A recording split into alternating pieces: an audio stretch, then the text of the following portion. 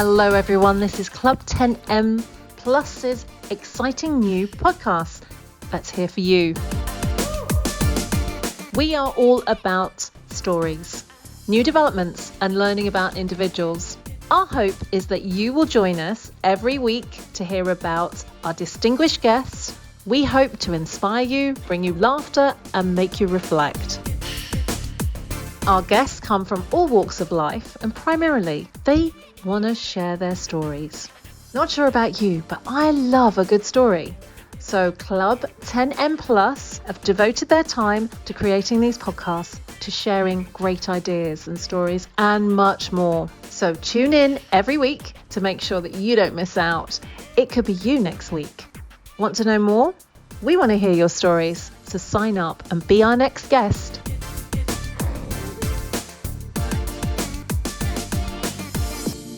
Today, I want to welcome Alex.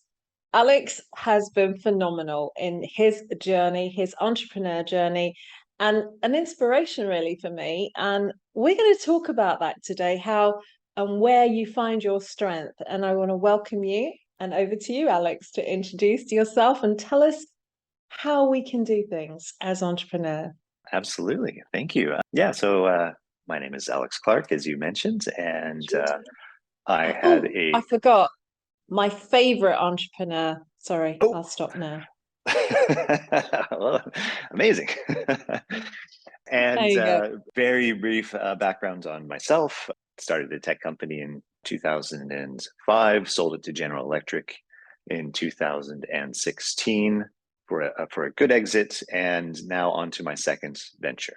And so, do I mention the private jet we're in? Shh. Just don't absolutely. tell anyone, but we're in Alex's jet. Okay, I'm just letting you know. Yeah, I don't mean to brag, but I sold it for enough money to buy a private jet virtual background, which is free. But anyway, yeah, and talking with you, just this morning about the story of the journey, I think, which was one of the things that really stood out for me that I think might be helpful for others on a similar path is really kind of it's often told, I suppose, but maybe not in a relatable way where somebody's really gone through it with a perspective of what the journey is like to really start a business and run it, in my case, for 11 years, and then have all the ups and downs and looking for investment and not sure, and customers come in and then customers go and cash flow gets tight. And then, hey, we have a whole bunch of cash and now we're almost running out. And so I just want to share a little bit of that perspective and see if it's helpful for those on a similar journey. But I remember the advice I got when I was looking around for a Series A, and there was an investor who had been around Silicon Valley and had done it and had been quite successful. And he said, look, I think you'll be successful, but it's going to be harder than you think, and it's going to take longer than you think. And those words really stuck with me because guess what? It was harder than I thought. It took a lot longer than I thought. And so hang on, there's no hope for any of us. It's going to take longer than we thought, and it's going to be harder than we thought. So what's the upside of running a business again? Let me think about this. Yeah, I started my own company because I was like, you know what? I don't want any bosses. I just want to be my own boss. And now it's kind of like, wait a minute. Everyone is my boss. And instead of just having to make one person happy up the chain, I have to make everybody happy. But that's, I think we do it because we love the thrill of it. We love the creativity and the adventure and the journey. And I think that's the important part not to miss. So in my experience, in my case, going through a lot of challenges, and in some cases, competitors actively trying to take advantage and get us kicked off, our position, and sometimes dirty tactics where people would do that, that mind drain where they kind of, oh yeah, we'd love to hear and invest in your company. And they're just taking notes and trying to build a competing product and all that kind of stuff that comes with it. And hearing no and getting through all the challenges, I think it's important to kind of let people know that's normal. And that's all part of the game and not something to get too worried about. It's so very rare that somebody will create something and it just takes off instantly. That's kind of like, I always say that's the lottery win, but I don't actively think I'm going to win the lottery. So I don't look at those scenarios. Really what it is it's a lot of hard work and a lot of ability. If I'm asked what was my greatest key to success, I would say it was the ability to keep getting back up, right? Keep getting a little knocked down with the problem and getting back up again. And that is okay. That's part of the process. And in some ways, if you look at it with the right perspective. It's part of the fun. It's what makes you better. And I certainly know that when I've had really big challenges, that's when I've always had to check in and say, okay, am I on the right path? Or do I need to pivot something? Maybe not big, but if I just hit something, maybe I need to just change a little bit. And that has caused me the most growth in my business. And so these hiccups, these challenges, they're uncomfortable, they're scary, but they're also so necessary and so good. And I think if you come at it with that mindset of, okay, this hurts, this kind of sucks, but what's the benefit I can get out of this? Then you'll be in such a good position. And I sold my company. It was a really good exit and I gained a reputation. And I mentioned that because I started thinking, okay, now I'm on my second company. So I've got the reputation of having done it. So it should be a lot easier, right? People should just come at me with cash and I just want to do what I'm doing, no matter, be part of what I'm doing, no matter what. And kind of what it turns out is, yeah, no, not really. It's back to the grind. It's back to it. And, my reputation, I think, gets me meetings now that I wouldn't have gotten so easily before, but it's still the same. All right, let's see the metrics. Let's see what you're doing. Is this a good idea? And again, on the one hand, I could be frustrated, like, oh, really? Haven't I proven myself? Do I have to go through all these challenges again and hear no so many times from investors, from whatever? But then I go, no, actually, I don't want them to just say yes. Because if they just say yes and make it easy for me, then I'm missing something. I'm missing the challenge that I need to feel in order to pivot the product. Whoa. So pivoting means we have to hear no before we hear yes. Absolutely. Unless you've hit that one magical lotto win, and you're like, here's my idea. I just built it once and it took off and became, worth so much. No, you have every success that I can think of starts with, I have kind of an idea.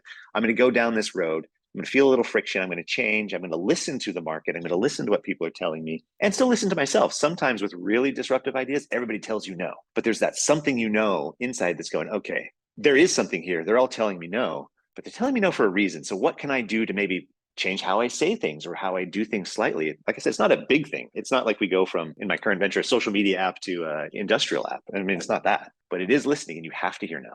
Isn't it interesting though, from entrepreneur's perspective? I remember someone saying to me, it's not what you want to do and what you're telling someone, it's how you ask the question that gets you the right answer. So you saying that makes me go, yeah, you're absolutely right. You have to ask the correct question to get the answer for yes. So I'm like, we're on this journey, aren't we? We're like, listening to you is so frustrating because for me, I'm like, you're amazing though. You've done it. You've been there. You've got the t-shirt. Why do you need to get another t-shirt that says the same thing? Or the ability to created something else. But I guess that goes back to the drive that's inside you, the desire, that challenge that takes you to the next level, that says, listen, this was great, but this is going to be awesome because I did great. Now I'm doing awesome and I'm moving on to the next thing. That really drives me. But innately, I'm learning. I'm still learning. And this is what I'm hearing from you. Am I right in sort of saying that? Why would we keep doing it if we have to hear no 1,000 times before we hear one yes? And it only takes one yes, by the way. But it is that for me, and I imagine others, that desire to say, hey, this is what I want to create. And if I'm not in the driver's seat running it, then it might not get created in the way that I think is best or at all. And so I believe in, this thing that I'm doing so much so that, of course, all the other no's are worth it because I really believe this is going to make an impact and be valuable. And the satisfaction I get from that is more so than the feeling I get from the no, right? And also being in the driver's seat, its success or failure largely depends on me, much more so than if I was not taking this path and doing my own enterprise. If I was doing something else, did it work or did it succeed? Maybe I had a part, maybe I didn't, I don't know. But this way, it's directly driven by me. Absolutely. So I want to hit on that satisfaction that you get, that driver. How would you explain that to somebody that's starting out? Let's go there. Yeah, I mean, I think for me and for a lot of people who are doing the entrepreneurial routes, the reason you're doing that much risk and that much energy and that much sacrifice is because there is that big win at the end. And the win, I don't necessarily mean financially. I mean, that idea that, yeah, you did it, you created something, you had a vision for something that would make an impact or be successful. And to whatever degree, it doesn't have to be a big earth-changing impact. It could be a very small business that people want to run. There's various degrees of it. So having that goal in mind and that reason for doing it always there, I think helps pick you up when you hear those no's or you feel those challenges. And that's an important driver, I think, which is that occasional check-in of, okay, why am I doing this? And if it's, oh, I'm just doing this to make money, that's going to be really hard, right? Because you're going to start to go, well, I can make money doing something else, right? Or what's the real motivation for it? And I think it's that drive for creativity and saying, yeah, this is something I created to make a difference. This is mine. This is living or dying on largely me and my ability to either A, build a great team to execute, or if it's a solo thing, run it on your own or whatever. Amazing. And I guess that kind of, I'm looking and nodding and agreeing with everything you're saying, because yes, it's very, very true. It has to be more than just money. And it has to be more than getting up every day and doing the same thing day in, day out. And I guess that's where creativity comes in, and you want to support that the best way you can and the best way you know how to. So I want to ask you to give me one bit of sound advice. We've had a few nuggets, but one bit that I could say, yeah, got it. I know why I'm doing this. This is my journey. You're not alone. Any challenges you're feeling, nearly all of the major successes in the world were not instant overnight successes. They did the slog, they did the fight, they heard no a million times. They were near bankruptcy for a lot of the big players. So we look back and we go, gosh, how did they just get so successful? But there's a whole story there. There's a whole story underneath the tip of that iceberg that you're not alone. And it's part of the journey, and it's a healthy part of the journey. You need to feel that adversity to really gut check and challenge what you're doing and make it better. Amazing. Thank you, Alex. And I love that we're not alone. And I love the analogy and the overnight success and all of that. That's the surface. That's what we see, but none of us see the hard work that it takes to get there. And thank you so much for your time today. I'm like evening and enjoy the rest of your day. Thank you. My pleasure. Thank you so much.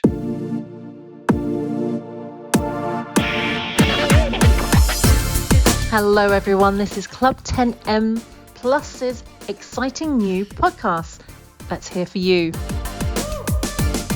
We are all about stories, new developments, and learning about individuals. Our hope is that you will join us every week to hear about our distinguished guests. We hope to inspire you, bring you laughter, and make you reflect. Our guests come from all walks of life, and primarily they want to share their stories.